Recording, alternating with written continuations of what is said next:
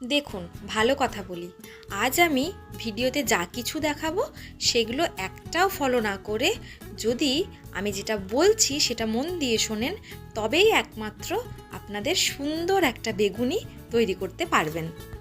বেগুনিটা যেরকম হবে ক্রিস্পি, সেরকম হবে লালচে, আর সেরকম হবে দারুণ খেতে।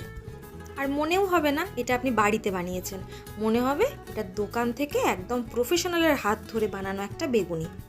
আর যদি আমার ভিডিওটা ফলো করেন তাহলে বলেই দিলাম অ্যাভারেজ হবে, মোটেও দোকানের মতন হবে না। চলুন তাহলে বকবক না করে যেটা বলতে চাই সেটা বলে ফেলি।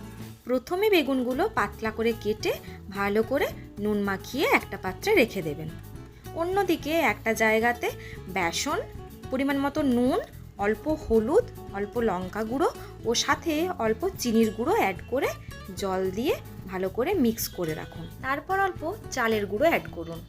এবার ব্যাটারটা ভালো মতন করে ফেটিয়ে নিতে হবে। বেশ খানিকক্ষণ ফেটানোর পর এটাকে রেস্টিং টাইমে রেখে দিন 10 মিনিটের জন্য। দাঁড়ান, হঠাৎ করে মনে হচ্ছে না আমি কীরকম প্রফেশনালদের মতন সুন্দর করে সব বলছি? এত কিছু জানলাম কি করে? আরে কি করব, এই ভিডিওটা আমি যখন বানিয়েছি তখন যে ভিডিও দেখে আমি ইন্সপায়ার হয়েছি ওই ভিডিওটা আমার ফিডেতে আসেনি, আমি তাই দেখতেও পারিনি। কিন্তু যখন দেখে ফেলেছি তখন আপনাদেরকে কেন বলবো না বলুন? এরকম কিন্তু আমি নই যে শুধু বলবো আমার ভিডিওটাই খুব সুন্দর হচ্ছে, আমি খুব ভালো রান্না করেছি। না, একদম নয়, আমি ভালো রান্না করিই না।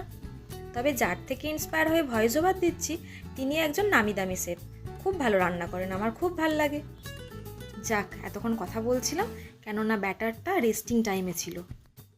এবার ওই ব্যাটারে ডুবিয়ে ফেলুন যে বেগুনগুলো আগের থেকে কেটে রেখেছিলেন ওইগুলো। অন্যদিকে একটা কড়াতে তেল ভালো মতন করে গরম করে নিন আর ডাইরেক্ট ফেলে দিন তেলেতে। এবার উল্টে পাল্টে খুব ভালো করে লালচে করে ভেজে তুলুন। দেখবেন কীরকম খেতে হয়। এটাতে কোনো কর্নফ্লাওয়ারও ইউজ করতে হবে না, আর ইউজ করতে হবে না কোনো সোডা। তাতেও কিন্তু এত সুন্দর ক্রিস্পি হবে যে আপনি অবাক হয়ে যাবেন যে এটা আপনি বানিয়েছেন নাকি দোকান থেকে কিনে নিয়ে এসেছেন। পরের বার আমিও যখন বেগুনি করব তখন কিন্তু এই স্টেপসগুলোই ফলো করব। যাই হোক, আপনারাও একবার ট্রাই করুন, আর আমি তো অবশ্যই ট্রাই করব, করে আবার একটা ভিডিও দেব। কেমন হয়েছে তখন বলবেন। এখনের ভিডিওটা জাস্ট এমনিই। বেগুনির পাশাপাশি আমি আবার দুটো পেঁয়াজিও করেছিলাম, তবে পেঁয়াজিগুলো খেতে না খুব সুন্দর লাগছিল। চলুন তবে আজ আসি।